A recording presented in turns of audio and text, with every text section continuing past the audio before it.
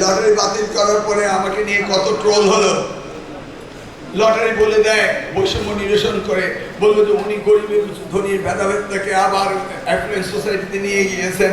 Lottery কি জানে কে গরিব কে ধনী? আমার কচুয়ার ছেলে মেয়েরা বিকানেসে ভর্তি হওয়ার জন্য লটারি খেলতে যায়। কারণ যদি লাইগা যায় তাহলে ঢাকায় বাবাকে বলবে যে বাসা বাড়াবে। বুঝতে পারছেন তো? এই যে হাজারো সমস্যা, লটারি উইথড্র করা হয়েছে এবং এরপরে আমাকে বলা হয়েছে আমি কোচিং সেন্টারকে নাকি প্রমোশন দিচ্ছি। কারণ আমার সংসদে হাসান আবদুল্লাহ মাননীয় সংসদ তিনি এই প্রস্তাবটি করেছিলেন, এটার উপর তো আমার হোমওয়ার্ক আগে থেকে আছে, আমিও রেডি ছিলাম উইথড্র করবো।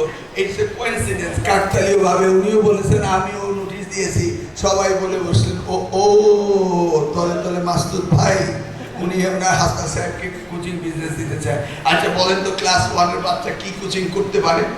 এটা কি হয়? আর কোচিং সেন্টাররা যদি কোচিং সেন্টার বাচ্চাদের নেয়, আমাদের দেশে কি আইন নাই? বিদেশের সব জায়গায় স্কুল কলেজ করতে যদি আইন লাগে, কোচিং সেন্টার বানাবে, সেটাও তো রেজিস্ট্রেশন লাগবে। আওতায় কোচিং সেন্টার আইনের আওতায় আনবো। আর কোচিং সেন্টার যদি ছাত্র না পায়, কোচিং সেন্টার করবে কেন? আপনি স্কুলের প্রধান শিক্ষক, আপনি স্কুলে গিয়ে দেখুন আপনার কোন ছাত্রটি কোন বিষয়ে একটু খারাপ, তাকে ইন হাউস কোচিং দেন। বাপ মায়ের থেকে ওখানে দুটি পয়সা বেশি করে নিয়ে আপনি অনারিয়াম দেন আপনার শিক্ষকদের, ওখানে যদি আপনি কোচিং দেন তাহলে কোচিং সেন্টারে যাবে না। কোচিং সেন্টার যায় কেন? আমাদের শিক্ষকরা ফেইলিউর হওয়ার কারণে তো যায় নাকি?